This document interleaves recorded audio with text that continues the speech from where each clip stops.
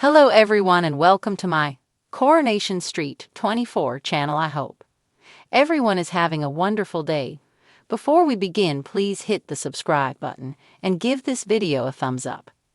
Shannon Beador digs deep about her status with Tamra Judge.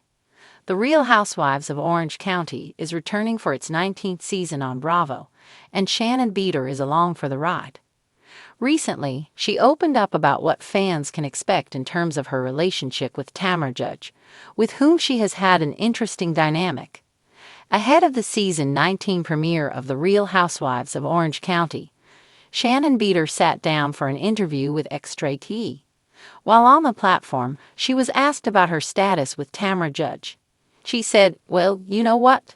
She's working on herself, and I think that's great, and I wish her well in doing it." Shannon continued, "But as I work on myself, there is a part where I look back and see some non-healthy or toxic traits in our friendship." Shannon then said that she and Tamra Judge have gotten to a cordial place. Still, she admitted, "But that doesn't mean we're ever going to be as close as we were." Shannon went on to say that creating these boundaries is the healthiest thing for me. Shannon Beador explained how The Real Housewives of Orange County is different this season.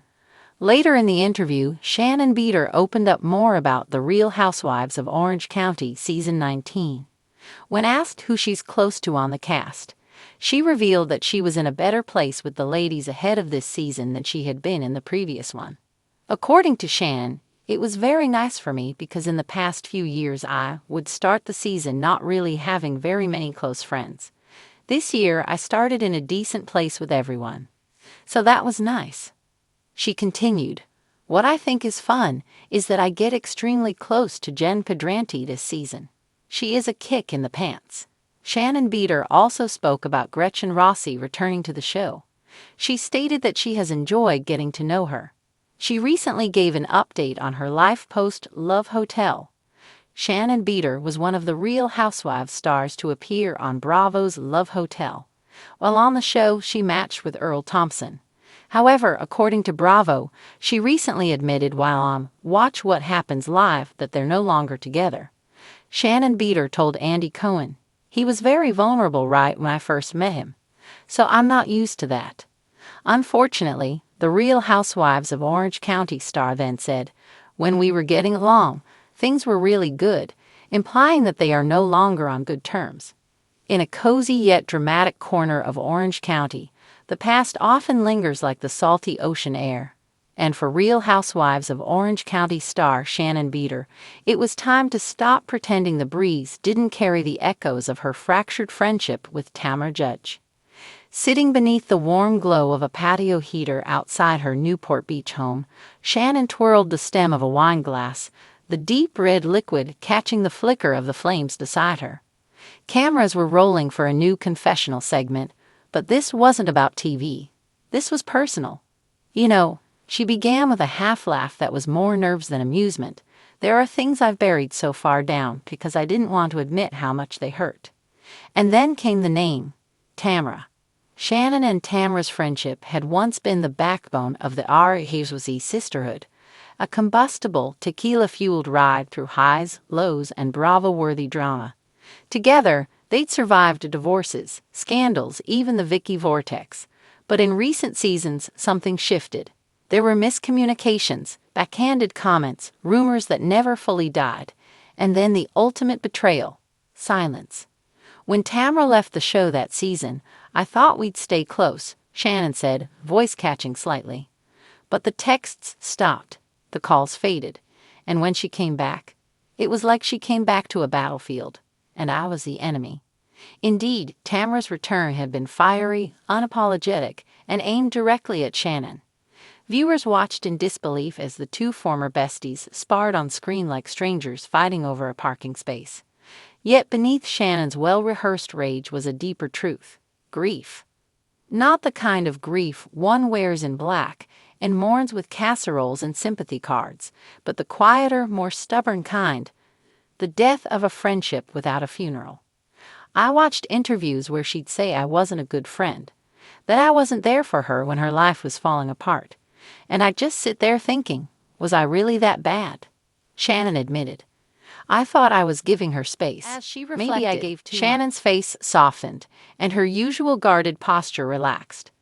This wasn't the tres amigas Shannon who'd cheerfully sipped cocktails and unleashed zingers. This was a woman re-examining the ruins of a bond that once felt indestructible. There had been attempts to repair things, of course. Bravo's cameras were practically salivating during the awkward reunion lunch where Shannon and Tamra tried to navigate small talk over appetizers, only to end the meal with clenched jaws and passive-aggressive digs. But reconciliation was elusive. I think we both said things out of pain. Out of ego, Shannon said. It's like we were in a boxing ring, but neither of us remembered why we were fighting. Then came the curveball. A week earlier, Tamra had sent Shannon a late-night voice memo. Short, slightly slurred, but unmistakably sincere. It said simply, "I miss you. I don't want to fight anymore." Shannon hadn't responded right away.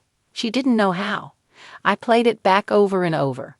It reminded me of all the laughs, the stupid inside jokes about Eddie's gym or Vicky's latest surgery.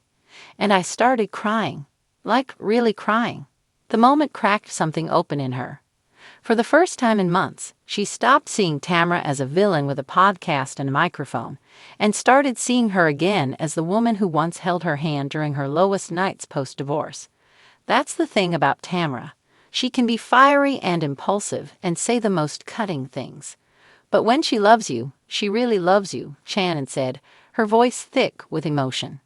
And maybe, just maybe, she still does. Shannon wasn't naive. She knew a single message didn't rewrite history.